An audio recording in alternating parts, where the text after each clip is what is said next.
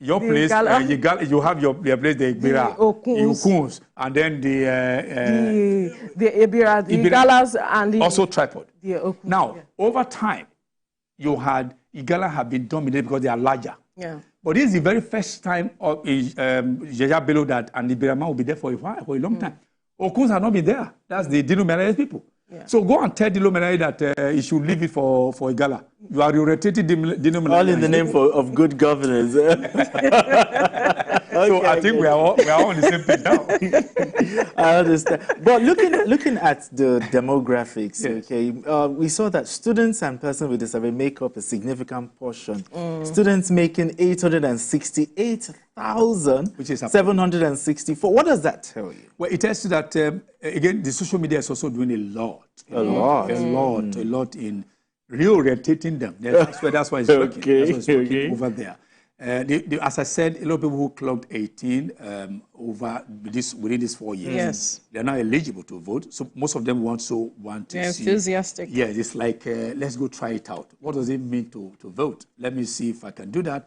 Let it be part of my history. And so you find a lot of them, having that a shot at that. So that also may be the reason. They just want to be there. And then also forget that people say, okay, you can also use your voter's card to do certain things. You can use to as a document for enrollment for certain things. So that's identity, also be identity could also be part of the reason why you have students are collecting this time. The ballot, the voter's card. Now, yes. Talking about social media, leading up to the election, we saw that a letter was put out that a particular candidate has stepped aside and all of it. How much of that are you concerned with images that will be coming out of the state, that could perhaps shape certain narrative about the election, the process? We have seen that happen every time we have an election, and it turned out to be fake. Yeah. Let's look at how fakes, some will call it deep fake, misinformation, disinformation, and all of it are shaping the mindset of people towards electoral processes. Okay. Now, some of us who are trained as conventional media and journalists, we don't take leads from social media when it has to do with news. I run a radio station, for instance, currently, and I always tell my staff when it has to do with feeding people with information, don't take your leads from the social media because they are not regulated. They don't follow the 5 Ws and H of the news gathering we're told and dissemination and all that. They just go over there. They do not often interview people to balance whatever they see. Once they go in there, and they are also very subjective in their report. So that's why one has to be very careful. A lot of people will send me certain things. Oh, I saw it on social media. I said, but do you know, I didn't even look at that. Some call themselves citizen journalists. Well, no, as I said, some of us who are trained as conventional journalists. Okay. Yeah. I belong to the school of that old school journalists. We know exactly the training we receive and what we must do, what we must not do. These people who just finished school, they study mass communication and just came in and the newsroom, they find their way to the newsroom. They may not know that except they are giving training and retraining, which is what I do at my station over there. So if you don't do that, you might find them also progressing in error, taking their leads from social media. We are supposed to be the people teaching social media how to do it. Yeah, I do know that social media is faster now in terms of like a 2-minute thing. Immediately you know it's real time. Which of course we have to look at. We have to first of all sieve it. When as an editor you bring news to me, I will sieve it and all that. But they don't do that. They just but again, be very, very right.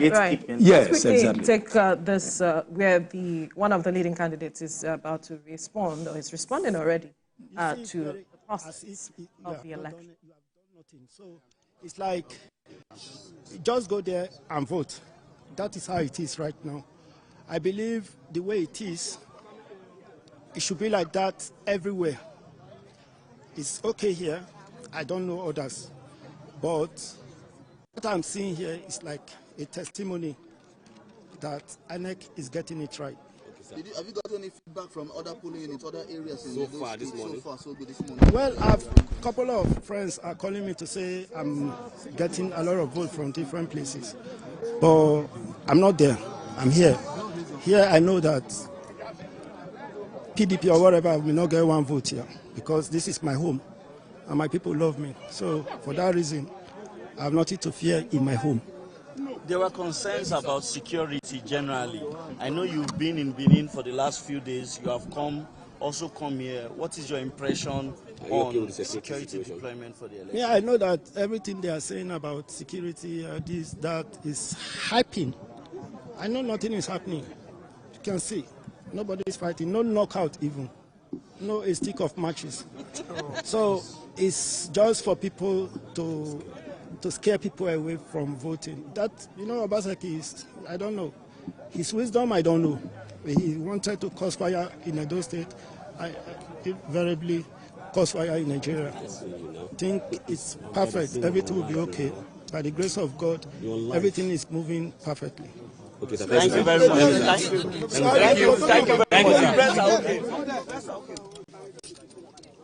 All right, that is Monday Okpebholo, who cast his ballot at Owesan Ura, talking about the process there, which he said commended and said that obviously INEC has improved upon its processes over time because it was a smooth one for him, from what he said. And he also talked about not having any fear because it's his home. So, and he also said something I also like, that he couldn't say of other areas. Yes, but he can speak about where he is because that is where he is, and so he cannot talk about that. So it's only when we see pictures from other areas we would think, we would know whether what is enjoying there, the peace, the calm, the serenity, and the equanimity. When it's across the board. Exactly. But perhaps you want to respond to some other things? Yes, he said so. But again, politicians again will always look for, if you give a politician a microphone, he will say a lot of things. As you saw him now, he's already castigating the other opponent and also boasting that the other party will not have one vote and all that. I'm sure if you also go to the other party, they will say, oh, don't worry. Exactly. This is my home. This is my home. Can't get a single vote over there. We are going to win. We already won. That's exactly what they always do. That's why I'm telling you that. That's why you always have politicians contesting these votes because to them, they are the best to happen to the people. So if the pendulum swings the other way, they think they have been shortchanged. And then they go berserk in the manner of speaking, and then they are going to the court of court to now give them the victory they think they have lost. Okay. During the process. You're from Edo State, yes. And let's address the issue of voter apathy. Yeah. Now, for persons who are actually watching you right now, what do you say to people who just like, let me just stay home, I'm not interested in going out to vote. Watch what they are doing on TV. Let me just watch TVC and... But what do you say to them? But to those people, I would tell them that their destiny is also tied to good governance. What I mean destiny, I'm using that word loosely. Because if you're going to get the best of things for yourself, for your children, schools and all that, you must be part of the process that will bring leaders that will ensure that you get those things. If you want a better, quality education, leaders that will ensure that. So if you don't put leaders that will ensure quality education, your children can't get good education. If you want to have good roads to travel on and all that, or travel by emet, then if you don't get good governance and putting people there. So if you just sit down and you are pathetic to say, let them go and do it, then you have no cause to complain when you are not getting the dividends of democracy, they call it, or the deliverables. So you must be part of the process. If you are there, you have voted your conscience, you have voted, you've done it right, then you can have cause to say, okay, this person is not doing it right. Though I didn't vote for those, I voted for him, but this is not what I expected him to do or her to do when I voted. But if you are there, you have no cause to complain if it's not going right at all, because you should change the system. If you had voted, you would have added to the voices of those people who chose the leaders. I agree, because this is someone that will decide your next one vote is very, very important. Exactly. Particularly when we have this, what they call the first past the post system of election, okay? Not using electoral college. Veronica scored 100 votes. I scored 102 votes. That's first past the post. I breasted the tape before you. Yeah. So I'm declared the winner. You understand? That one vote is very important. So if that man or that woman will say that Verona gets 100 votes, I get maybe 2 people, I get 100. Or if you are wanting to vote for me, or Veronica got 100 because 5 people didn't come, I get lower. So you can't. So you caused my defeat. So that's what people don't know. If you have your conscience, I'm voting conscience according to this, then you don't just sit down, let your conscience die with you. You must you must match your conscience with your action. The action is to go over there and vote and thumbprint so that you can actually give victory to that person. What do you think then that we are missing out in this matter of voter education and awareness creation? Because there are so many non-governmental organizations that carry out this issue of educating voters, carry out creating awareness. They go the whole hog. Yes. Yet we are still seeing these kinds of reactions from the electorate. What are we missing? What we are missing is good governance. When somebody votes, you vote in someone expecting that there will be deliverables. 1 year gone, nothing. So invariably, before you continue, you're saying that education is not the issue. People have been educated, they are highly educated politically. They know that the power is to vote. But does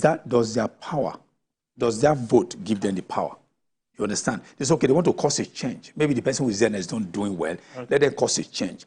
The power they think they want to cause a change, is that vote gives them the power? That's number one. Number two. Okay, that now comes to the issue of the process. Does their vote count? Exactly. Does their vote count? Or does his vote count? Apart from that, when the people have been, the government have been inaugurated, okay, are they getting better life? So we say, okay, I voted last time, but what did he give me? Gary is still like this, rice is still like this, and all that.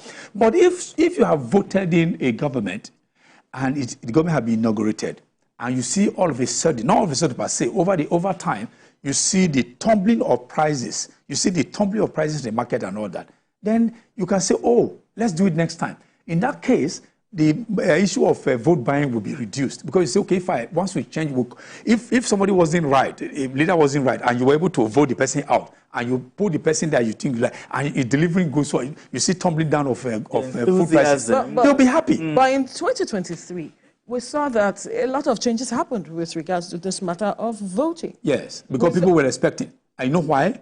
There was a consensus, not all over Nigeria, that the government of the day then wasn't really good to them. So somebody was coming to say it was going to change narrative. Okay. So okay, yeah, we suffered for 8 years. Let's change this guy. Like 2015, for instance, you see, PDP was in power for 16 years. Then APC and other, the amalgamation. Okay. Oh, sorry. Please, one of the parties that were there for 16 years came. It was the people said, okay, we're going to have a change. You now have this issue of change mantra of one of the parties and all that. People were expectations were very high. They said petrol was going to be 87 naira from just. So it galvanized the people to vote. So when you make those promises and you carry it out, you don't need any education for people to queue behind you or queue behind the process. It is the government. When you give good governance, by default, you are educating the people that they have the power behind the ballot. That's the way it goes. Well, I agree with you. I totally. You seem to be agreeing with me. I agree with you. Before you told me, you seem to be agreeing with me. all right. Let's just Chas. Yes. We must thank you. Okay. Thank you so much for your time on the show this morning. Chas Idasho, a journalist and public affairs analyst. Thank you so much for your time. My pleasure. Thank you. I know that you will be rushing down to your station. And I also pray that I do get this right, because we have cause to always go home and all that. Yes. Absolutely. Absolutely. We take a break now. When we return, the conversation continues in the studio. Stay with us.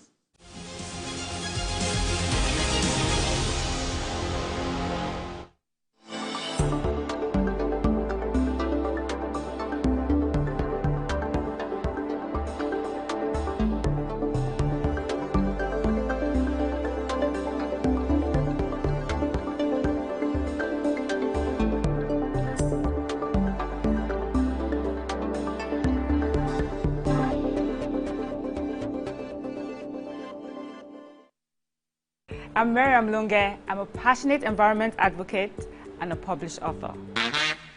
I am the founder of Celebration, a businesswoman, and a fashion icon. I am a wealth coach and a real estate developer. I am Amako Arakwe. I'm a corporate commercial lawyer and an entrepreneur. Welcome to Warhaka. I am Ramatu Shehu Oyibo, an entrepreneur and a business coach. I am the voice of an average Muslim woman, an hijabite, and a lawyer. I I am a polymath and a serial entrepreneur. I am Murayo Afolabi Brown, Managing Director, TVC Entertainment. I'm a media consultant, producer, and broadcaster. The ladies of your view are made of women from different professions, tribes, cultures, and religion. Join us every Monday to Friday as we share our views on topical and social issues.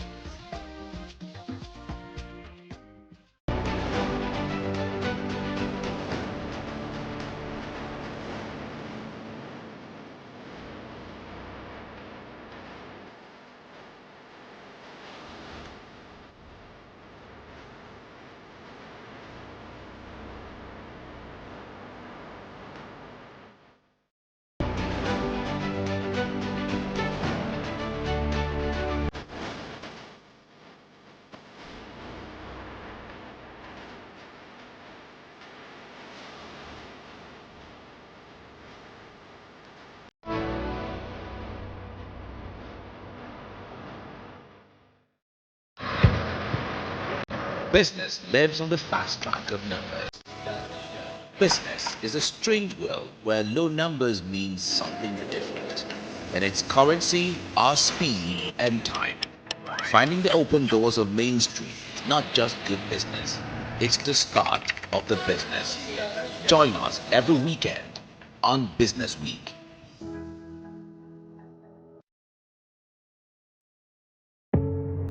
Doubt and fear doesn't occur at the canvas, it shows in the canvas. It shows the conation of raw earthen material slabbed, stroked and molded at a pace provided by the doubt and fear. Every move weigh in the struggle of one to the other, merging the past to the present, brushstrokes of colors seen but not known. For when the wailing stops, the pieces settle down in abject beauty erected for a century of a century. Speaking, advocating, protesting as the arts are meant to be.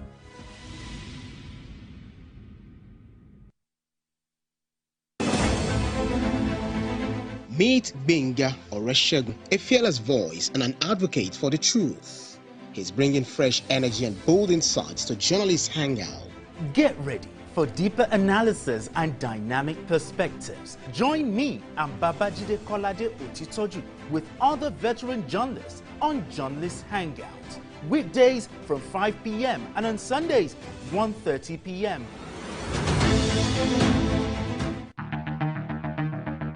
The month of September, it is dedicated to childhood cancer awareness.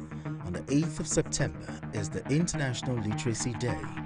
On the 9th of September is the International